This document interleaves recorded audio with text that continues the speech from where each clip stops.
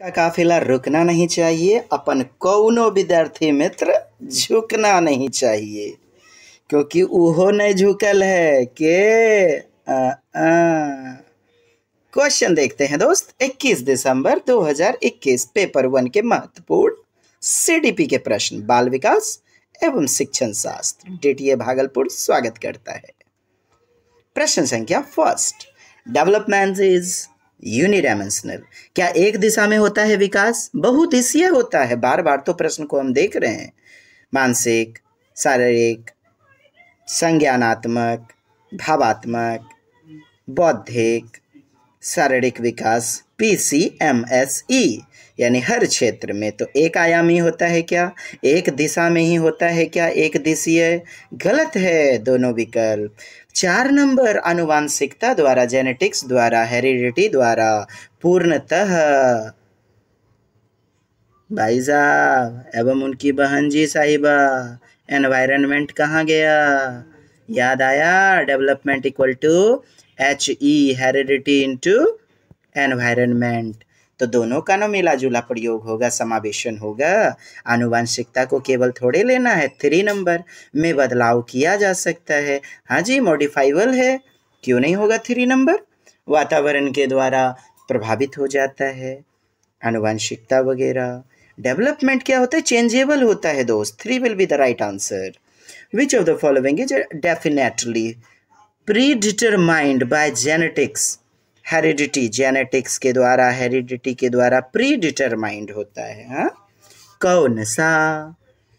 तो मित्रों का रंग चयन, मित्रों का चयन तो ग्रुप वगैरह हम जैसा बनाते हैं पूर्णतः आनुवांशिकी द्वारा, तो यह तो वातावरण के अनुसार होता है ना, एनवायरनमेंट। शैक्षणिक सफलता, सफलता, असफलता, ये तब एनवायरनमेंट यानी समाज ने बनाया। शिक्षा में रुचि, शिक्षा वगैरह हेरिडिटी से थोड़े जुड़ा हुआ है। हेरिडिटी आनुवांशिकता से आंखों का रंग जुड़ा होता है। 2 will be the right answer. सीखने की वह प्रक्रिया क्या कहलाती है जिसमें बच्चे स्कूल जैसी सामाजिक संस्थाओं में प्रवेश करके सीखते हैं? तो वह प्रक्रिया क्या कहलाती है? बच्चे सीखते हैं। बच्चे का क्या होता है? सोशियलाइजेशन, समाजीकरण। और कह रहा है विद्यालय में सीखने वाली बातें, तो विद्यालय है द्वितीयक निकाय, और घर, परिवार, अड़ोस पड़ोस प्राथमिक निकाय, प्राथमिक एजेंसी। तो यहां तो द्वितीयक होगा ना उत्तर। नेक्स्ट, कोहलबर्ग के भौतिक विकास सिद्धांत में दूसरे स्तर यानी दूसरा जो स्तर है 10 से 13 वर्ष अर्थात कन्वेंशनल स्टेज, जिसे अच्छा लड़का, अच्छी लड़की और दूसरा कानून एवं क्रम अभिविन्यास में बांटा गया है। तो पारंपरिक नैतिकता की तीसरी अवस्था को क्या कहा जाता है? कहता है कोची कहे छे हो। In the Kohlberg's moral development theory, stage 3 at level 2, level 2 का स्टेज 3। देखिए, लेवल 1 होता है प्री कन्वेंशनल अर्थात पूर्व परंपरागत, और इसके 2 हैं स्टेज, और दूसरा है परंपरागत कन्वेंशनल, इसके भी 2 स्टेज। बोले तो सब स्टेज 3 अच्छा लड़का, अच्छी लड़की अभिविन्यास, और चौथा होता है लॉ एंड ऑर्डर, कानून एवं क्रम अभिविन्यास। तो यहाँ तो स्टेज 3 की बात हो रही है ना, अच्छा लड़का, अच्छी लड़की अभिविन्यास। नेक्स्ट, जीन पियाजे के सिद्धांत में वर्तमान स्कीमा द्वारा, वर्तमान जो भी नॉलेज है, वर्तमान संप्रत्यय है, वर्तमान कॉन्सेप्ट है, द्वारा परिवेश को समझ पाने की असमर्थता के कारण, परिवेश को समझ पाने की असमर्थता के कारण एक नए स्कीमा की रचना क्या कहलाती है?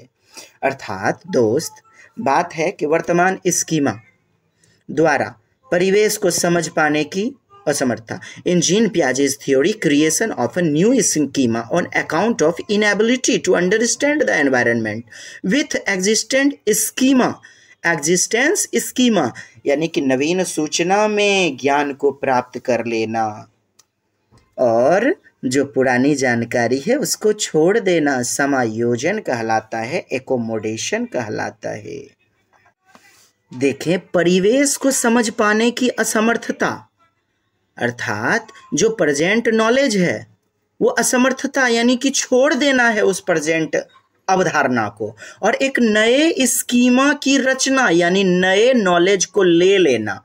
तो पुराने ज्ञान को छोड़ देना, नवीन ज्ञान को ले लेना समायोजन है, एकोमोडेशन, समंजन, एडजस्टमेंट। क्यों नहीं होगा उत्तर 1 नंबर। और यदि दोनों को ले लिया जाता तो होता आत्मसातीकरण, एजिमिलेशन। प्याजे के अनुसार कौन सा संप्रत्यय कार्य रूप सूचना को संगठित और प्रतिपादित करता है? सूचना को संगठित और प्रतिपादित, लीजिए पैकेट ऑफ इंफॉर्मेशन क्या कहलाता है, सूचना को प्रतिपादित करने का क्या कहलाता है? स्कीमा ना जी, क्या दिया है? फ्रेमवर्क।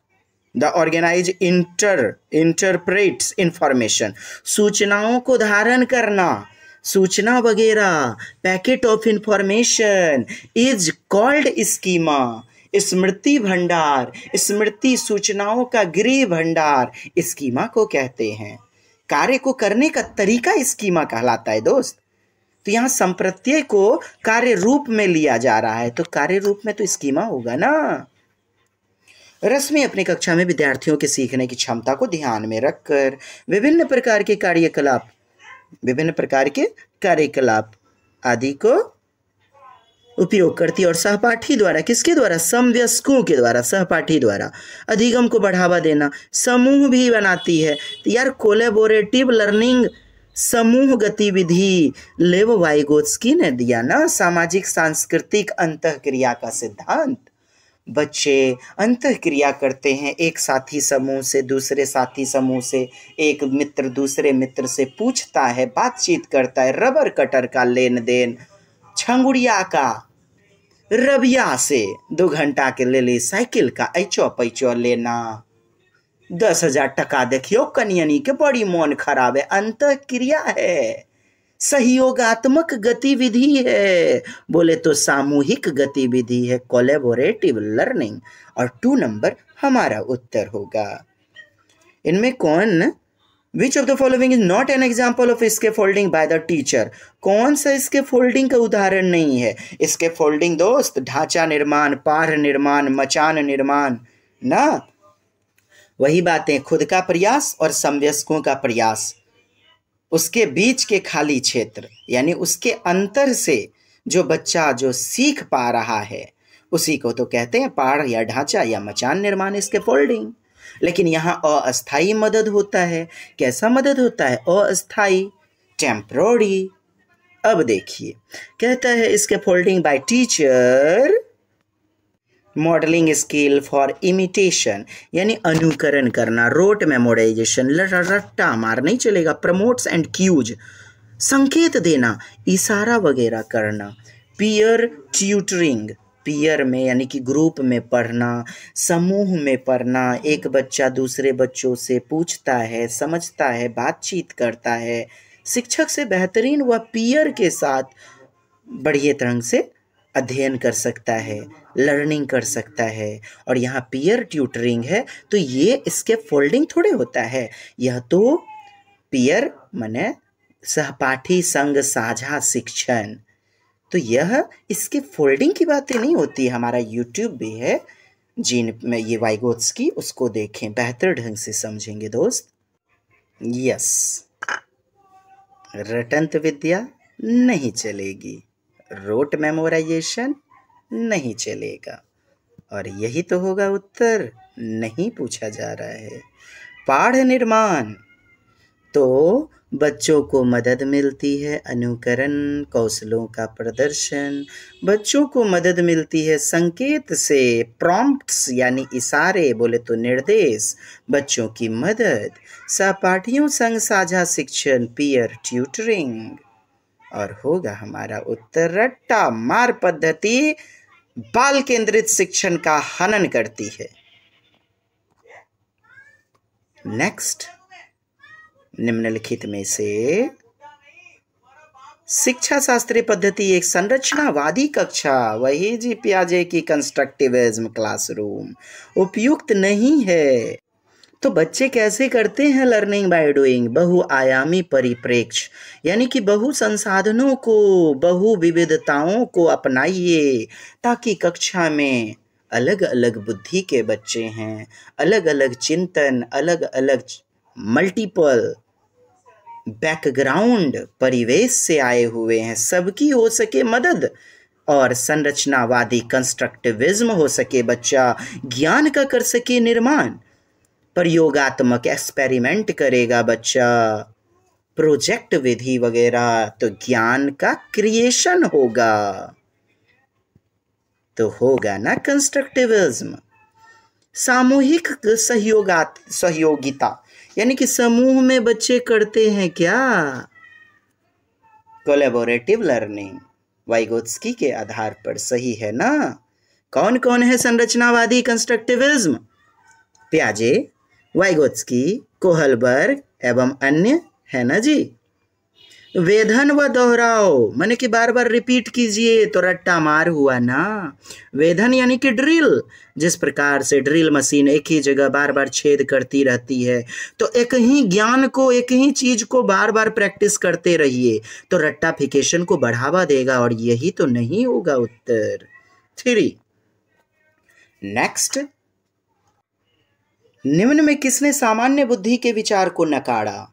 बुद्धि को अनेक विशिष्ट संसाधन संक्रियाओं के पद के रूप में परिभाषित किया, यानी अनेक प्रकार की, क्या? बुद्धि की intelligence, defined intelligence in term of several distinct set of processing operation. तो बहुबुद्धि का सिद्धांत हार्वर्ड गार्डनर ने दिया। किसने? हार्वर्ड गार्डनर ने। तो हमारा 4 नंबर उत्तर होगा। हाँ जी, मैंने सामान्य बुद्धि को नकार करके कहा बुद्धि के अनेक अनेक विशिष्ट संसाधन, यानी बहुबुद्धि, मल्टीपल इंटेलिजेंसेज। 4 नंबर उत्तर। आइए प्रश्न की और गहराई में पोस्टमार्टम करते हैं।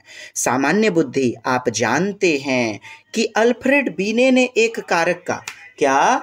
एक कारक का सिद्धांत दिया बीने ने, और बताया एक प्रकार के तत्व से बनती है, और फिर उसने द्विकारक और त्रिकारक स्पीयरमैन ने बताया, और द्विकारक यानी 2 प्रकार के खंडों से, तत्वों से मिलकर बनी होती है, जिसमें पहला है जनरल इंटेलिजेंस, यानी जनरल फैक्टर, जी कारक, जी से जनरल, सामान्य बुद्धि, स्पीयरमैन, और एक होता है स्पेसिफिक यानी स्पेशल। तो 2 खंडों में यानी द्विकारक सिद्धांत दिया स्पीयरमैन ने, तो जिसमें है सामान्य बुद्धि और विशिष्ट बुद्धि, जनरल इंटेलिजेंस और स्पेसिफिक इंटेलिजेंस। समझे दोस्त? तो किसने दिया सामान्य बुद्धि? तो स्पीयरमैन। और फिर द्विकारक के सिद्धांत को खंडित किया खुद स्पीयरमैन ने, और कहा ना ना ना, त्रिकारक सिद्धांत यानी 3 खंडों में, 3 फैक्टर में बटी होती है बुद्धि। तो यही है कि स्पीयरमैन के सिद्धांत को गलत करके बुद्धि को अनेक विशिष्ट संसाधन यानी बहुबुद्धि के बारे में बताया हार्वर्ड गार्डनर ने। नेक्स्ट, एक संरचनावादी कंस्ट्रक्टिविज्म क्लासरूम है। निम्न में से किस पर महत्व दिया जाना चाहिए? तो संकल्पनात्मक मूल्यांकन, यानी कि सम्मेटिव, वही योग वाला जिसमें नंबर जुड़ते हैं, योगात्मक आकलन, गलत न है, संकल्पनात्मक। संरचनात्मक मूल्यांकन यानी कि फॉर्मेटिव असेसमेंट, अधिगम के लिए आकलन, जहाँ पर बच्चे अधिगम करवाया टीचर ने और क्वेश्चन उसी से पढ़ाई के दौरान पूछ लिया, तो बच्चे में होगा ज्ञान का फॉर्मेशन। क्या होगा? फॉर्म होगा ज्ञान का, फॉर्मेशन, जिसे कहते हैं निर्माणात्मक या संरचनात्मक आकलन। ज्ञान का बच्चा कर पाएगा संरचना और बन पाएगा संरचनावादी कंस्ट्रक्टिविज्म, बन पाएगा क्रिएटिव अर्थात सक्रिय बच्चा ज्ञान का नन्हा अन्वेषक बनेगा, लर्निंग बाय डूइंग करके।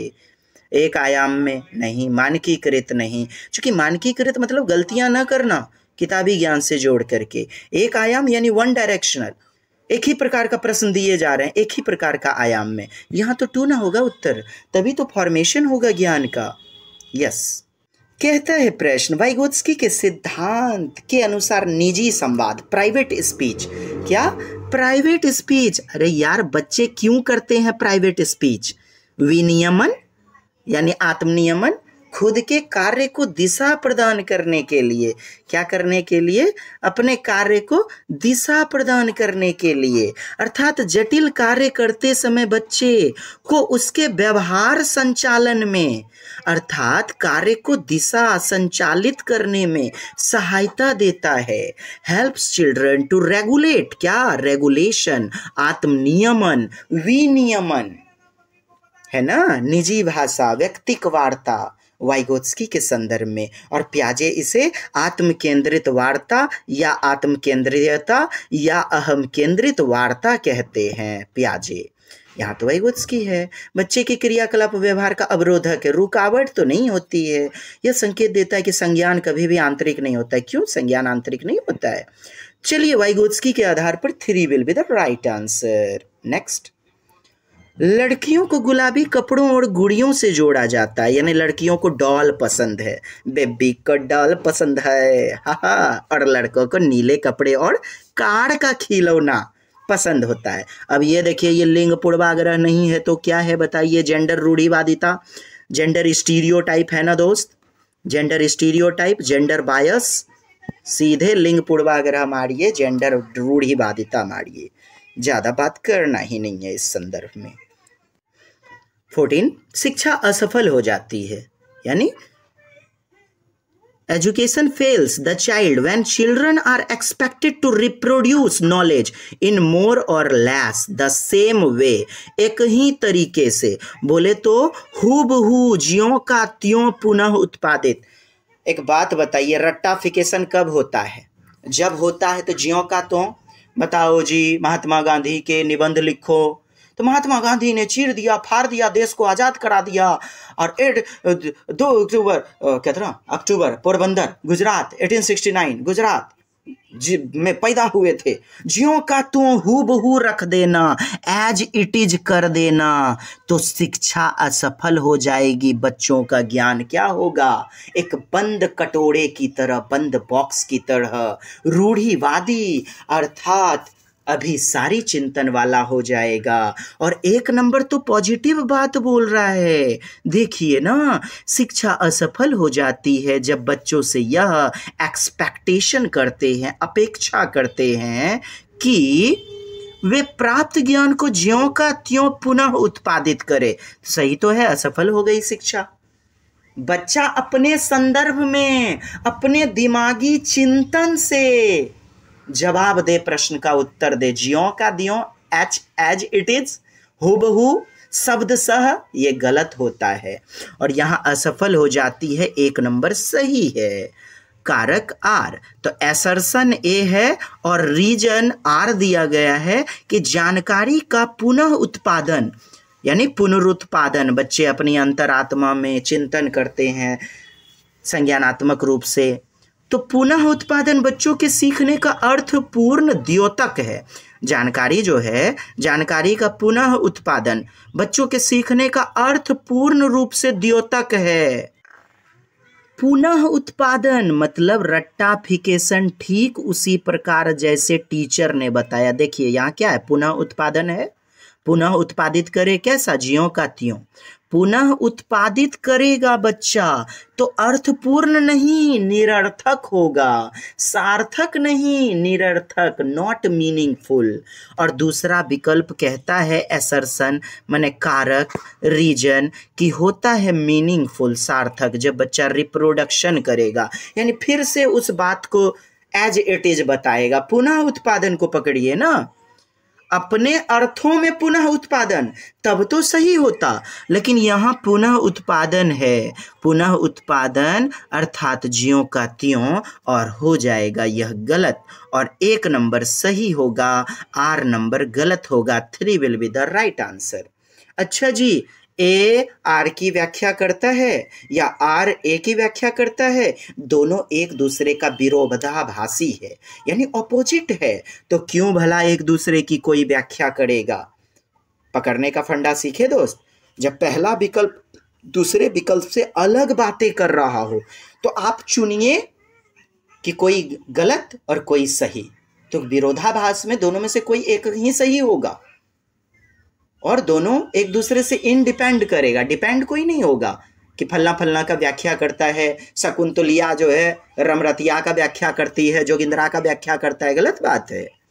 चलिए 3 will be the right answer. Next, what is role of teacher and students in constructivist classroom? लीजिए, कंस्ट्रक्टिविस्ट क्लासरूम में, रचनावादी कक्षा में, संरचनावादी कक्षा में। संरचनावादी कक्षा होती क्या है? बच्चे लर्निंग बाय डूइंग करते हैं, बच्चे पूर्व ज्ञान पूर्व अधिगम से जोड़ करके नए संप्रत्यय को सीखते हैं, यानी बच्चे होंगे सक्रिय ज्ञान निर्माता, सक्रिय नन्हे अन्वेषक, साइंटिस्ट। कक्षा में शिक्षक विद्यार्थी दोनों निष्क्रिय, इनएक्टिव, ये तो निष्क्रिय है, एक्टिव है ही नहीं। छात्र क्रियाशील है परंतु अध्यापक निष्क्रिय हैं। अब बताइए, चटिया एक्टिव है और मास्टरवा एकदम इनएक्टिव है, चलेगा क्या? दोनों क्रियाशील होना चाहिए ना, और दोनों सक्रिय होना चाहिए ना, ऐसा तो एकमात्र विकल्प है 3। Next, how can a teacher create an inclusive environment? Inclusive classroom, समावेशी कक्षा for learners from different caste group in classroom. Different caste group बोले तो जाति का, अलग अलग विभिन्न जाति के समूह वाले, कोई निम्न जाति से है, कोई उच्च कुल के हैं, उच्च कुल के परिवार से। तो समावेशी वातावरण की रचना कैसे कर सकती है एक अध्यापिका? तो अपनी उन अवधारणाओं को पूर्वाग्रहों यानी बायस, स्टीरियोटाइप पर चिंतन करके जो बच्चों के शैक्षिक अनुभव को सीमित करते हैं। अरे ज्ञान का अभिसारी चिंतन नहीं, अपसारी चिंतन करना चाहिए। एक क्वेश्चन को कई तरीके से बच्चे सोच सकें, ऐसा वाला हमारा उत्तर होना चाहिए। अपनी उन अवधारणाओं और पूर्वाग्रहों पर चिंतन करके जो बच्चे के शैक्षिक अनुभवों को सीमित करते। अच्छा, पॉजिटिव है जी, 1 number positive. By reflecting on her on stereotype, अपना जो जेंडर बायस है, पक्षपात है, उसको वो चिंतन करती है, माने सुधारती है। एंड बिलीव्स, और विश्वास करती है, दैट कॉन्स्ट्रेंट्स यानी सीमित करती है लर्निंग को, एक्सपीरियंसेज ऑफ चिल्ड्रन। आप इसको विकल्प को ध्यान से पढ़ें, 1 नंबर पॉजिटिव है। नहीं समझे? फिर से पढ़िए। अपनी उन अवधारणा को जो पूर्वाग्रह पर चिंतन करके, हाँ, पूर्वाग्रह यानी भेदभाव कराने वाली बातें, उस पर चिंतन करती है, मतलब सुधारती है, जो बच्चों के शैक्षिक अनुभव को सीमित करती है, यानी अभिसारी चिंतन जो करती है, इन द बॉक्स रूढ़िवादी चिंतन, उसको वह चिंतन करती है, बोले तो सुधार करके अपसारी चिंतन करवाती है। दूसरा है, कक्षा में बच्चों के अनुभव की विविधता को सम्मिलित करके, अनुभव की, बच्चे अलग अलग विविध पृष्ठभूमि से, बैकग्राउंड से आते हैं, तो अलग अलग TLM, अलग अलग प्रकार के मटेरियल का, पढ़ाने की शिक्षण विधि का उपयोग करना चाहिए। तो कक्षा में बच्चों के अनुभव को, विविधता को सम्मानित कीजिए, सम्मिलित कीजिए, बच्चों की भाषा को सम्मान दीजिए। 2 नंबर भी बढ़िया।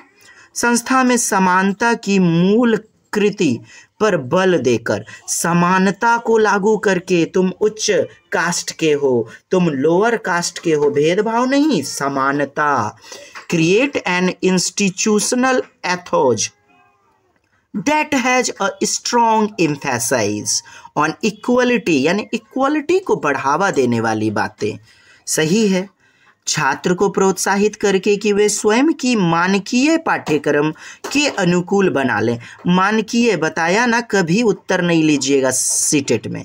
स्टैंडर्ड, स्टैंडर्ड बोले तो गलतियां न करना, ऑथेंटिक, मानकीकृत यानी मानकीय। तो बच्चे शुरू में अमानकीय ढंग से सीखते हैं, कैसे आप मानकीय उत्तर लीजिएगा?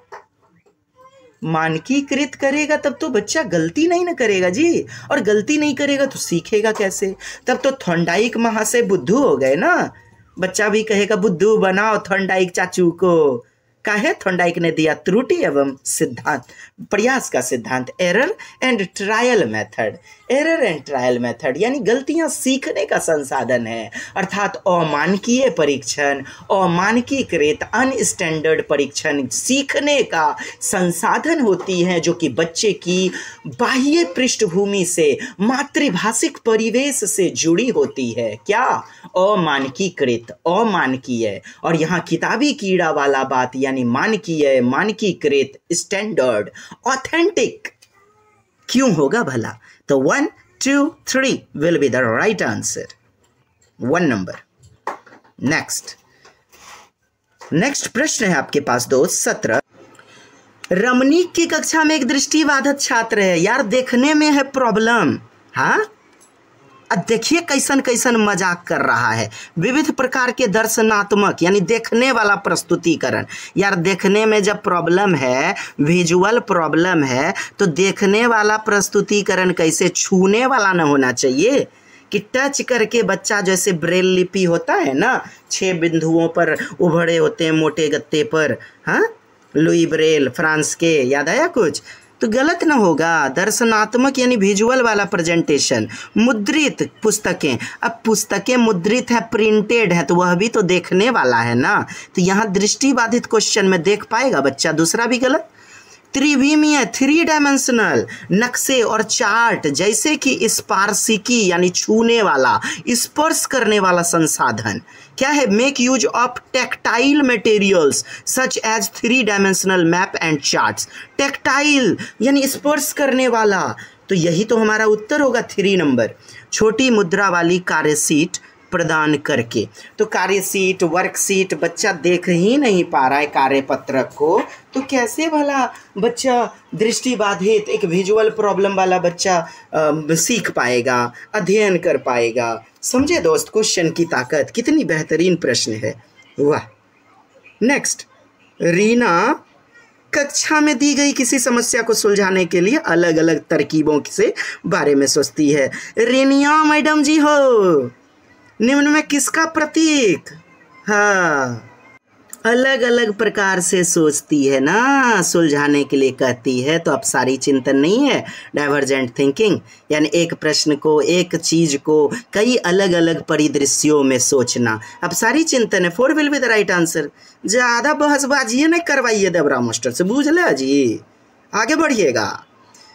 61 के स्थान पे 16 क्या करता है? लिखता है। अब लीजिए, लिखता है तो ग्राफिया ना होगा, डिसग्राफिया। अब बी को डी अक्षर में अक्सर भ्रमित होता है, वह किसके प्राथमिक लक्षण है? अब बताइए, पठन वैफल्य। अब यहाँ पर यहाँ कह दिया लिखना और डिसग्राफिया है नहीं, यहाँ कहता है लिखता है। और बी और डी को अक्षरों में अक्सर भ्रमित होता है, यहाँ न पढ़ने का बात न लिखने का। लेकिन आप सोचिए, भ्रमित जब हो रहा है तो मतलब पढ़ने के संदर्भ में ना भ्रमित हो रहा है। सोचिए ना जरा सा, समझ में आई दोस्त? कहता है Raju writes 61 as 16 and often gets confused between letters B and D. छोटे बच्चे भी हर्षिकार को दीर्घिकार, हाँ, बी को डी। तो these are primary characterized by पठन वैफल्य यानी डिसलेक्सिया। क्या? डिसलेक्सिया। स्वलीनता, क्रम, शैक्षिक असहायता, लेखन वैफल्य, लेखन, अच्छा लेखन वैफल्य भी दिया गया है, वाह। क्वेश्चन ने क्या कहा? प्राथमिक लक्षण। तो देखिए, लिखने से पहले क्या आता है? पढ़ना ना। प्राथमिक लक्षण पूछ रहा है दोस्त, बहुत अच्छा क्वेश्चन ने ट्विस्ट करवाया है। प्राइमरी कैरेक्टरिस्टिक्स यानी प्राथमिक लक्षण, और प्राथमिक लक्षण पठन होगा। चूंकि बच्चा यदि लिख रहा है तो कहीं ना कहीं पढ़ेगा, और पढ़ाई पहले तब न लिखाई।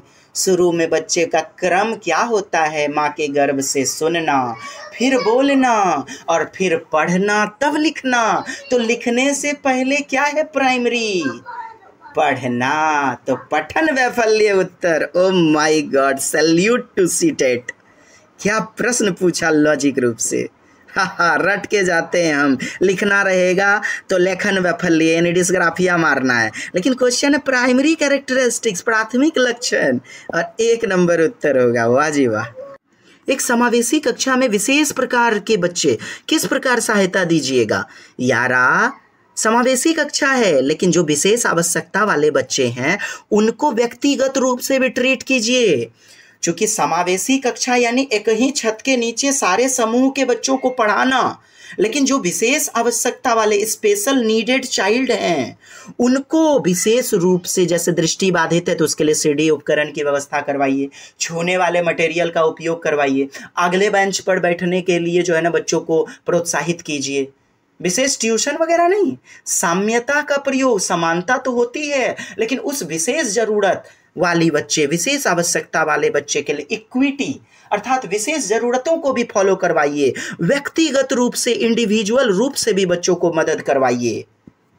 प्रतिस्पर्धा, कंपटीशन वाली बातें नहीं चलेंगी क्योंकि यह भेदभाव को, वर्गीकरण को बढ़ावा देती है। होड़बाजी लगाना, बच्चे आए हुए कंपटीशन करने के लिए नहीं जी, ज्ञान का सृजनशील सक्रिय निर्माता हो सके, इसीलिए सक्रिय निष्क्रिय नहीं। सहयोगात्मक अधिगम, कोलैबोरेटिव लर्निंग, एक दूसरे के साथ मिल करके सही समवयस्कों के साथ पूछना, पूछताछ करना, खेल कूद, टिफिन बांट करके शेयरिंग करना। कोलैबोरेटिव, जिससे कि बंधुत्वता, भाईचारा, एकता, अखंडता, राष्ट्रीयता, सौहार्द्रता, राष्ट्रीय मूल्यों का विकास होता है, गुणों का विकास। मानकीकृत, पहले बोला ना स्टैंडर्ड कभी नहीं लेना है, तो तीसरा विकल्प 1 और 3 आपका उत्तर होगा। नेक्स्ट, संरचनावादी परिप्रेक्ष्य यानी कंस्ट्रक्टिविस्ट है क्लासरूम। हाँ, तो कैसे बच्चों को समझा जाएगा? निष्क्रिय, अरे बच्चा ज्ञान का नन्हा, सक्रिय ज्ञान निर्माता अन्वेषक है, सक्रिय एक्टिव, ये तो गलत है सब। फिर छोटे वयस्कों के रूप में, यानी कि ये क्या है? छोटा वयस्क है। तीसरा, दुष्ट जीव के रूप में बच्चे, यार बच्चों से ज़्यादा जिन्हें सभ्य बनाने की ज़रूरत होती है, दुष्ट, उदंड, गलत बात है। अपने पर्यावरण को समझने की उत्सुकता लिए हुए हैं, अपने जो परिवेश है, अपना जो वातावरण है, एक बच्चे में मौलिकता भरी हुई है, यानी कूट कूट के क्यूरियोसिटी भरी हुई है, जिज्ञासु होता है बच्चा, जीन प्याजे ने भी कहा। और आपका बच्चा क्या कहता है? मम्मा ये क्या है? मम्मा मंकी क्या खाओ? मम्मा पंखा कैसे चल? जब भी मेला जाता है इतने प्रश्न पूछता है। प्रश्न पूछना यानी बच्चे को नन्हा वैज्ञानिक, नन्हा अन्वेषक, अच्छा नन्हा कल्पनाशीलता यानी जिज्ञासु बनाता है, क्यूरियस प्राणी बनाता है। क्या दिक्कत है? चौथा क्यों नहीं होगा उत्तर? छोटे वयस्क, गलत बात है। क्यों गलत है? क्योंकि जीन पियाजे ने कहा कि बच्चे और बड़े दोनों में जो सोचने का मात्रा है, क्वांटिटी एक होता है। बड़े जितना सोच सकते हैं बच्चे भी उतने ही, और मात्रा यानी प्रकार अलग अलग होता है। टाइप, सोचने का तरीका, प्रकार अलग अलग होता है। कभी पुछड़ी बंदर के बांध देगा रस्सी, कभी कुतवा के पुछड़ी बांध देगा, कभी छिपकली के गिरगिटिया के पुछड़ी काट, कभी भोला बाबा बना करके मुत्तू कर देगा, सूसू है, कभी नदी किनारे जाएगा पूड़ी खिलाएगा गिट्टी से, पत्थर से, चूल्हे बार मिट्टी सान करके गुड्ढा गुड़िया बनाएगा। तो तरीका अलग अलग होता है। मोबाइल बच्चे से ठीक नहीं हो रहा है, मम्मा यूट्यूब नहीं चल, बच्चा पटक करके ठीक करना सोचेगा। अब बड़े उसको खोल के रिपेयर करना, यानी कि उनका प्रकार, तरीका अलग होता है। छोटे वयस्क, ये कौन बोला जी? कौन मनोवैज्ञानिक? छोटे नहीं साहब, बड़ों के भी कान काट लेते हैं बच्चे। ऐसी बातें नहीं होंगी। 4 नंबर उत्तर होगा। नेक्स्ट, बच्चों की असफलता के संदर्भ में बच्चे हो रहे हैं फेल, तो कारण टीचर की है अच्छी व्यवस्था, मेथड, पढ़ाई नहीं देना, शिक्षण व्यवस्था असफल हो रही है। यही सब आपको मिलते हैं विकल्प में, क्योंकि आप जानते हैं यदि आपके बच्चे, आप एक शिक्षक है, फेल हुए तो शिक्षा की व्यवस्था फेल हुई। बच्चे को शिक्षक बेहतरीन टीचिंग मेथड के साथ नहीं पढ़ा पा रहा है ना दोस्त। विकल्प को देखते हैं। बच्चों की असफलता का गुण रोपण हमेशा उनके आनुवांशिक दोष। बाल केंद्रित शिक्षण प्रणाली में बच्चों की दोष वाली बातें नहीं चलेगी। हमेशा कहता है उसका जेनेटिक्स ही प्रॉब्लम करता है, वातावरण नहीं करता है क्या? बच्चों की असफलता का कारण व्यवस्था द्वारा बच्चों की व्यक्तिगत जरूरतों को अनदेखा करना। यस, बच्चे की बाह्य जो भी पूर्व अवधारणा है, पूर्व एक्सपीरियंस है, प्री एक्सपीरियंस, उससे जोड़ करके नहीं पढ़ाया जा रहा है, अनदेखा किया जा रहा है। बच्चों को भगवान नहीं समझा जा रहा है बाल केंद्रित शिक्षण प्रणाली में, है ना जी। बच्चों को बच्चे की योग्यता क्षमता के अनुसार नहीं पढ़ाया जा रहा है, अनदेखा किया जा रहा है। व्यवस्था यानी जो भी निकाय तंत्र है वह बच्चों को अनदेखा कर रहा है, और कितना पॉजिटिव है, तभी तो बच्चे असफल हो रहे हैं। दूसरा उत्तर हो जाएगा। तीसरा क्यों नहीं होगा? वे बालक जो कभी स्कूल नहीं गए हैं, वे अपने बच्चों की शिक्षा में रुचि नहीं रखते। अरे यार, तोरा ना बच्चा दिले छ साटा प भाड़ा प हो, तो न बुझबो महाराज मास्टर जी। शिक्षक शिक्षिका होके सोचिए 90% प्रश्न बन जाएगा। हम बार बार कहता हूँ एक के गो, बच्चे में दोष निकालना, अभिभावक में दोष निकालना, पेरेंट्स में, वो सब नहीं चलेगा कि बच्चा कभी स्कूले नहीं गया है, बच्चा रुचिए नहीं ले रहा है। तो रुचि जगाइए ना। तो बड़का एकदम जो है ना 56 इंच के छाती वाला मोस्टर पैदा ले हैं तो है ना बताइए हो, अच्छा से हंसा हंसा के रुचि के सिद्धांत के साथ। नहीं पढ़ने वाला बच्चा भी बोंक की तरह पढ़ना शुरू कर दे। हे लीजिए, बोंक बोल रहे हैं, चिंपैंजी की तरह, शुतुरमुर्ग की तरह पढ़ना शुरू कर दे। ऐसे पढ़ाइए रोचकता के साथ, तब ना आपकी बहादुरी। तब बाल केंद्रित शिक्षण प्रणाली हुई कहाँ? हाशिए पर रहने वाले समुदाय के बच्चे अकादमिक सफलता प्राप्त करने में सक्षम नहीं है। लीजिए, हाशिए पर क्या बताया? मार्जिनलाइजेशन का बताया। मार्जिनलाइजेशन का मतलब होता है बच्चों के साथ जो हो रहा है भेदभाव, यानी अपवंचित समूह वर्ग के बच्चे, अर्थात डिप्राइव्ड क्लासरूम, डिप्राइव्ड क्लास के बच्चे। उच्च कुल के बच्चे हैं, निम्न कुल के बच्चे हैं। तुम मेरे साथ बैठ नहीं सकता है, हम उच्च जाति के बच्चे हैं, हम निम्न जाति के बच्चे हैं। तो इसे कहते हैं हाशियाकरण की स्थिति, मार्जिनलाइजेशन। मार्जिनलाइजेशन सुनाई में आया? हाँ जी, हाशियाकरण समझ गए। तो सक्षम नहीं है बच्चे, ये भी गलत है ना। 2 नंबर उत्तर होगा दोस्त। चलिए, नहीं समझ रहे हैं क्या? जो नहीं समझ रहे हैं फटाक से उनका नाम ले लीजिए। किनका? उनका एक बार प्रणाम कर लीजिए मने मन। हाँ, एकदम आंख बंद कीजिए, कहो हे देवी, हे देवता, प्रणाम करते हैं, तू ही हमर संसार, तू ही जीवा, तोरे पर मर जाबो हो। के मम्मी पापा को प्रणाम करने बोल रहे महारानी जी। एक शिक्षिका अपनी प्राथमिक कक्षा में अर्थपूर्ण यानी कि मीनिंगफुल लर्निंग को बढ़ावा देना चाहती है। कैसे? तो बाहरी दुनिया से जोड़िए विषय को जीवन के साथ संबंधित, यानी स्वाभाविक वातावरण, प्राकृतिक वातावरण। 3 नंबर उत्तर। क्या दिक्कत है दोस्त? चलिए आगे बढ़िएगा। अनुपमा, अनुपमिया छै हो, मास्टरनी छिए, बात बुझलो। अपनी कक्षा में विज्ञान पढ़ाते हुए गणित के संप्रत्यय के साथ संबंध बनाती है। इस प्रकार का शिक्षा शास्त्र क्या कहलाएगा? इस प्रकार का अधिगम के स्थानांतरण और अंतः विषयक अधिगम को बढ़ावा देगा।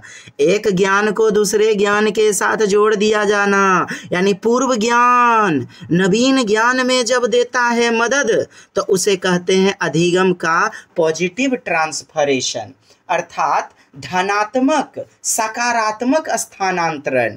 और जब पूर्व ज्ञान जब नवीन स्थिति में नकारात्मकता पैदा करता है, बोले तो पहले की वाली है, नैका बिहा नहीं करे देंगे, तो निगेटिव ट्रांसफरेशन, नकारात्मक स्थानांतरण।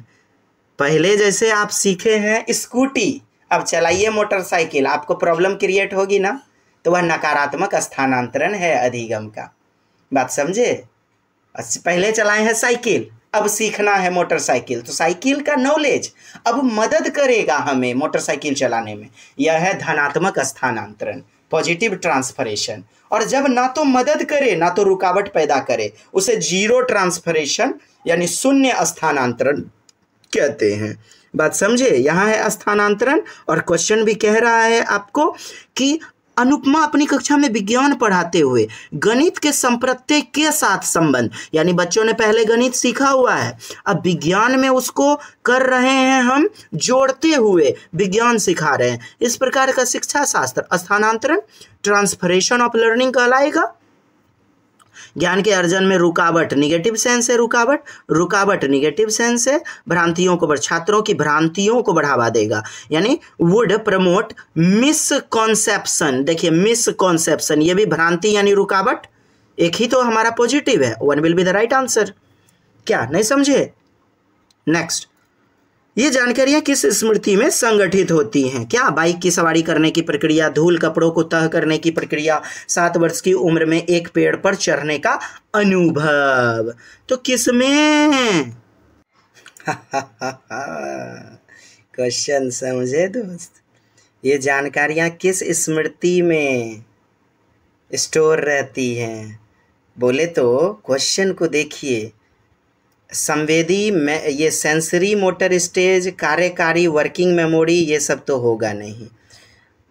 हमारे मस्तिष्क में जो पार्ट होते हैं, सेरिबेला, सेरिबेरम, सेरिबेलम, सेरिबेरम, सेरिबेलम और सेरिबेरम। देखिए, अल्प अवधि स्मृति यानी कि छोटी छोटी बातों को हम स्मृति में रखते हैं, और बड़ी बड़ी बातों को हम दीर्घ अवधि यानी कि लॉन्ग टर्म मेमोरी में स्टोर रखते हैं। यहाँ हमारा उत्तर दूसरा ही होगा। क्या कहता है? The information related the procedure of riding a bike, bike पर चलना चढ़ना। फोल्डिंग लॉन्ड्री, फोल्डिंग लॉन्ड्री यानी कि कपड़े धुले हुए हैं उसको तह करके मोड़ देते हैं, हत्था मोड़ते हैं अच्छी तरह। Experience of climbing a tree, tree पर चढ़ते हैं, क्या? चढ़ने का अनुभव। तो ये बड़े बड़े कार्य हो रहे हैं। तो दीर्घ अवधि स्मृति 2 नंबर उत्तर। बात समझे दोस्त? नहीं? खैर, आगे बढ़ने दीजिए। निम्नलिखित कथनों में कौन सा कथन बच्चों की त्रुटियों को समझने के लिए सही नहीं है? लीजिए, बच्चों की त्रुटियां संसाधन है ना, सीखने के लिए सबसे बड़ा मार्गदर्शक होता है ना। तो देखिए विकल्प, यह कक्षा में छात्रों के ग्रेड और पदों को निर्धारित करने में मदद करता है। गलत बात है, जो गलत बात है वही पूछा जा रहा है, यही 1 नंबर हमारा उत्तर होगा। यानी ग्रेड पद्धति, मार्क्स वगैरह निर्धारित करना, फिक्स्ड करना कि ये बच्चा गोबर गणेश है, ये बच्चा 1 नंबर गधा है, और ये एकदम क्रीम बच्चा है, एकदम छरहरा है, छड़हरी है एकदम में। तो ऐसा निर्धारित फिक्स्ड कर देना। It helps in assigning grades and positions to the students in class. First position, second position, third position बच्चों में आएगा। भेदभाव जब करेंगे आप, पोजीशन, वर्गीकरण, भेदभाव। बाकी विकल्प तो पॉजिटिव है। शिक्षक को छात्रों की अवधारणात्मक समझ से अवगत कराता है। क्या? त्रुटियां, त्रुटि बच्चा कर रहा है तो टीचर को पता चलता है कि मेरा बच्चा अच्छा यहाँ पे ऐसे चिंतन कर रहा है, अवधारणा इस प्रकार कॉन्सेप्ट सोच रहा है। शिक्षण अधिगम प्रक्रिया में त्रुटि की समझ सार्थक है। बिल्कुल सार्थक है, पॉजिटिव है, क्योंकि यह अधिगम प्रक्रिया का सहज हिस्सा है, यानी स्वाभाविक है गलतियां, प्राकृतिक है गलतियां। हमने आपने भी तो जोड़ना घटाना गलती कर करके सीखा। यह बच्चों की सोच में अंतर्दृष्टि यानी इंट्यूटिव अंतर्दृष्टि समझ प्रदान करता है। यस, बच्चे गलतियां करते हैं, चिंतन करते हैं, और उनमें एक सोच विकसित होता है। 4 नंबर भी सही है। 1 नंबर आपका उत्तर होगा, जो कि पॉजिटिव नहीं है, निगेटिव है, और वही पूछा जा रहा है। Next 27, what type of motivation is associated? Motivation का सिद्धांत किसने दिया? अभिप्रेरणा। मोटम से निकला है अभिप्रेरणा, मोटिवेशन शब्द। और अभिप्रेरणा CL हल, क्लार्क लियोनार्ड हल। अभिप्रेरणा का सिद्धांत पुनर्बलन, सबलीकरण, सबलीकरण, पुनर्बलन, और वही जो री इन्फोर्समेंट होता है जी, पुनर्बलन, सबलीकरण। जैसे पुरस्कार वगैरह दे देते हैं तो पुरस्कार वगैरह कैसा? एक्सट्रिंसिक हो जाएगा, एक्सट्रिंसिक यानी बाह्य हो जाएगा, एक्सटर्नल वाला मोटिवेशन। इंट्रिंसिक तो कहता है activities that enables satisfying in themself. तो लीजिए ना, प्रश्न कितना है बेहतरीन। किस प्रकार की प्रेरणा उन गतिविधि से जुड़ी है जो अपने आप में आनंददायक व संतोषजनक है? अपने आप में आनंददायक है। आंतरिक अभिप्रेरणा, अपने आप में हम संतोष में हो जाते हैं, सेल्फ रूप से होते हैं सेटिस्फाइड जब हम हो इंटरनल रूप से, इंट्रिंसिक रूप से मोटिवेटेड। घर में अनाज नहीं है फिर भी संतोषम परम सुखम अस्ति, आनंद में हैं। कितना भी रुपया पैसा कमाए जा रहे हैं, आनंद है ही नहीं, चेहरे पर प्रसन्नता नहीं है, क्योंकि वो बाह्य रूप से मोटिवेटेड है, एक्सट्रिंसिक रूप से। लेकिन आंतरिक अभिप्रेरणा जिस दिन आ जाएगी दोस्त, हम होंगे संतुष्ट। इंट्रिंसिक होगा उत्तर 1 नंबर। शिक्षिका की अपने विद्यार्थियों से अपेक्षाएं या अपेक्षाओं, ठीक, तो क्या अपेक्षा होनी चाहिए शिक्षिका की? डेयरी मिल्क ला के दे, एकदम लिपस्टिक, नेल पॉलिश, अच्छा अच्छा सैंडल ला के दे। उनके अधिगम पर महत्वपूर्ण प्रभाव डालती है। माने अपेक्षा, क्या विद्यार्थियों के अधिगम के कोई सहसंबंध नहीं है? यार संबंध कैसे नहीं है? विद्यार्थी के अधिगम और उनकी स्वयं की क्षमता पर किसी प्रकार का प्रभाव नहीं डालती, किसी प्रकार का प्रभाव नहीं डालती है क्या? अरे यार, टीचर जैसा होगा आप भी प्रभावित होंगे, उनकी क्षमता भी प्रभावित होगी, क्योंकि उनका पढ़ाने का तरीका कैसा है। बच्चों के अधिगम के लिए एकमात्र निर्धारक है क्या? शिक्षिका की अपने विद्यार्थियों से अपेक्षाएं, teachers expectations from her students. बच्चों के अधिगम के लिए एकमात्र निर्धारक है क्या? एकमात्र यही है क्या? गलत बात है ना यार। टीचर जो अपेक्षा कर रहे हैं, टीचर से ही एकमात्र सीखते हैं क्या? ऐसे समझिए ना। तो उनके अधिगम पर महत्वपूर्ण प्रभाव डालती हैं। शिक्षक जैसा होता है उनके गुणों को फॉलो करते हैं बच्चे। आप नहीं समझे, स्कूल में टीचर पढ़ा के गए तो बच्ची वैसा ही एकदम रोल प्ले करने लगती है। ए बच्चा लोग पढ़ो, मैं तुम्हारी नई टीचर हूँ, पढ़ो बच्चा लोग। बात समझे? तो महत्वपूर्ण प्रभाव डालती है। हे शिक्षक, हे शिक्षिका, आप कैसे बाल केंद्रित कक्षा, चाइल्ड सेंटर्ड यानी प्रजातांत्रिक लोकतांत्रिक शिक्षण प्रणाली क्लासरूम का सृजन करोगे? यही है प्रश्न। शिक्षार्थी को उनके निष्पादन के बारे में समय पर प्रतिपुष्टि देकर, यानी बच्चे कर रहे हैं निष्पादन, क्वेश्चन को सॉल्व कर रहे हैं, प्रतिपुष्टि फीडबैक देकर के विद्यार्थियों को प्रश्न पूछने के लिए हतोत्साहित यानी डिमोरलाइज कर देना, निष्क्रिय है, गलत है ना। बारंबार परीक्षा लेकर, खूब परीक्षा लेकर जौन मार दीजिए, एकदम बकोट बकोट के थूक फेंकवाइए अंजुली में, हथेली में, और नाक मूड़ी गोत गोत करके एग्जाम लेके जौन मार दीजिए, नहीं तो चापाकल में धौंस दिलवा दीजिए। अरे महारानी जी, मजाक कर ली तोरा सबके साथ, और कोई विकल्प नहीं आया।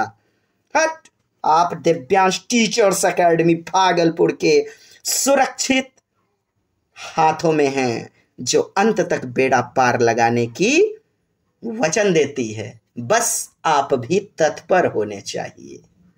4 नंबर, विद्यार्थियों में प्रतिस्पर्धा, कंपटीशन आ गया 1 नंबर उत्तर। होगा कि नहीं होगा बताइए तो। 30 नंबर बढ़े, लास्ट। राष्ट्रीय शिक्षा नीति 2020 क्या प्रस्तावित करती है? लीजिए, new education policy NEP 2020। Reduction in content of school curriculum, यानी विद्यालय की पाठ्यचर्या की विषय वस्तु में कटौती कर देना। कितनी बढ़िया बात है। यानी कि शिक्षा को बोझ मुक्त कर देना, पाठ्यचर्या आदि को बोझ से मुक्त कर देना, यह भी है हमारा फंडा NCF, ये राष्ट्रीय शिक्षा नीति 2020 का। विद्यालय की पाठ्यचर्या के लचीलेपन में वृद्धि, यानी कि बच्चे की योग्यता के अनुसार होना चाहिए करिकुलम। जो भी सिलेबस बने, जो भी करिकुलम पाठ्यचर्या बने, वह बच्चों के अनुसार से योग्यता, क्षमता, बाह्य दुनिया से जुड़ा हुआ होना चाहिए, फ्लेक्सिबिलिटी होनी चाहिए। सही बात है या गलत? चलिए, बिल्कुल सही। रटंत अधिगम को महत्व देना, रट्टा मार को दीजिए बढ़ावा। है शिक्षक, है शिक्षिका, कीजिएगा ऐसा क्या? नहीं ना दोस्त। विवेचनात्मक चिंतन, I have already told you a lot of times, you have to develop in the mind of children critical thinking, analytical thinking, विवेचनात्मक, आलोचनात्मक चिंतन को बढ़ावा दें। आलोचनात्मक चिंतन, विवेचनात्मक चिंतन का मतलब है गुण एवं अवगुण को बच्चा सीख सके, समझ सके बेहतर ढंग से। क्या अपने बच्चों को आप सृजनशील बनाना चाहते हैं? यदि हाँ, तो सिखाइए विवेचनात्मक चिंतन, क्रिटिकल एनालिसिस, अपसारी चिंतन, आलोचनात्मक चिंतन। तो 1, 2 and 4, 3 will be the right answer. Now it's time to go. जय हिंद, जय भारत, वंदे मातरम।